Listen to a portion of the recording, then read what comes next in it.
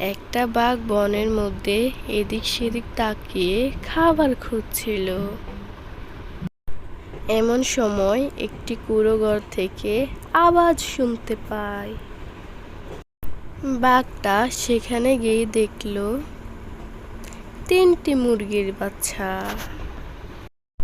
সে তো আজ মহা খুশি, তিনটা মুরগি খেয়ে ফেলল। সে একটা একটা করে তিনটা খেয়ে ফেলল। তারপর সে তার বাসার পথে রওনা দিল বাঘের বাচ্চাকে দেখবে বলে। তারপর শিয়াল গেল তার কুটিরে মুরগির বাচ্চা খেবে বলে। সে গিয়ে দেখল তার মুরগির বাচ্চা কে যেন নিয়ে গেছে। হাই হাই হাই, এ কি দুর্দশা খেয়ে আমার মুরগিগুলো কই গেল? এই কথা বলে সে বসে গেল। এ কি, এটা তো বাজে বাঘের পায়ের ছাপ, তার মানে বাজে বাঘে আমার মুরগিগুলো খেয়ে ফেলেছে। শিয়াল মনে মনে খুন্দি আঁকে। ওই বাজে বাঘটা আমার মুরগিগুলো খেয়েছে, আমিও তার বাচ্চা খেয়ে তার প্রতিশোধ নেব। কাল সকালে আমি তার বাসায় যাব। পরের দিন সকালবেলায় শিয়াল গেল তার বাঘের বাসায় বাচ্চা খেবে বলে। প্রতিশোধ নেবে বলে সে তাড়াতাড়ি করে বাঘের বাসায় রওনা দিল। শিয়াল বাঘের বাড়ির পিছনে উকিঝুঁকি মারে বাঘটাকে দেখার জন্য। তারপর বাঘের বাচ্চা বের হলো। শিয়াল তার আওয়াজ শুনে ভয়ে পালিয়ে গেল। শিয়াল দৌড়াতে দৌড়াতে পাথরে পা লেগে পড়ে গিয়েছে।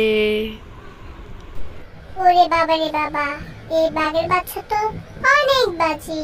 না, ওকে খাওয়ার জন্য অন্য কোনো পুঁজি বের করতে হবে। পরের দিন সকালবেলায় শিয়াল একটি ঢোল নিয়ে বাঘের বাসায় যায়। বাসার পিছনে গিয়ে শিয়াল মনের আনন্দে ঢোল বাজাচ্ছে। ওয়াও, কত সুন্দর শব্দ, বাইরে গিয়ে দেখি একবার। এই বলে বাঘের ছানা বাইরে গেল শব্দ শুনবে বলে। বাচ্চাটা ঢোলের শব্দে নাচতে লাগলো। তার সাথে সাথে শিয়ালও ঢোল বাজাতে বাজাতে হাঁটতে থাকলো। বাচ্চাটাও শিয়ালের পিছনে পিছনে হাঁটতে লাগলো।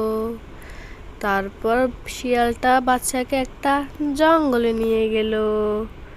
বাচ্চাটা মনের খুশিতে লাফাচ্ছে। মামা মামা, ঢোল বাজানো বন্ধ করলে কেন? তোমার ঢোল বাজানো আমার কাছে অনেক ভালো লাগে। তাই বুঝি? ঠিক আছে, আজকে সারাদিন আমি তোকে ঢোল বাজিয়ে শোনাবো। গাছের উপরে একটা মশা ছিল। এই মশা যদি আমাকে দেখে ফেললে বাচ্চাটিকে খেতে, তাহলে তো আমি বিপদে পড়ে যাব। শিয়াল মশাটিকে তাড়ানোর অনেক চেষ্টা করলো, কিন্তু কিছুতেই পারলো না। বাচ্চাটিও খেতে পারছে না। এই দিকে ভাগ বাসায় গেল বাচ্চা দেখবি বলে, কিন্তু সে এদিক সেদিক তাকালো, বাচ্চা দেখলো না। সে অনেক চিন্তায় পড়ে গেল। সে বাইরে গেল খোঁজার জন্য বাচ্চাকে।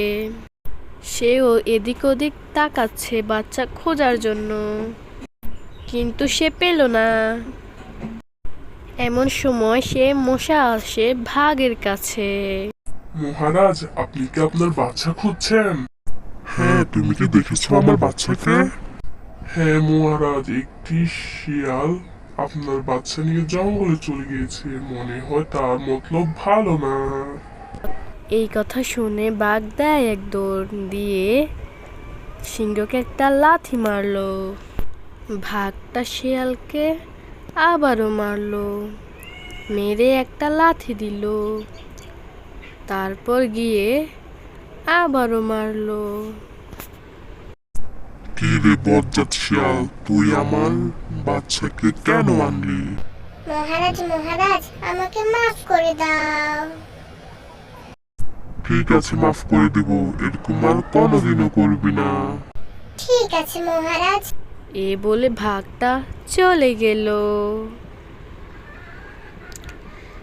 শিয়াল তাকিয়ে রইল। আমি আবারও আসবো তোর বাচ্চাকে খেতে, তখন আমার বন্ধুকে নিয়ে আসবো। আমি আর আমার বন্ধু মিলে তোর বাচ্চাকে খাবো। তোর বাসা আমি আবার যাব তোর বাচ্চাকে খেতে, তুই কিচ্ছু করতে পারবি না। আমি আবারও আসবো আমার বন্ধুর কাছে। এখন যাই আমার বন্ধুর কাছে।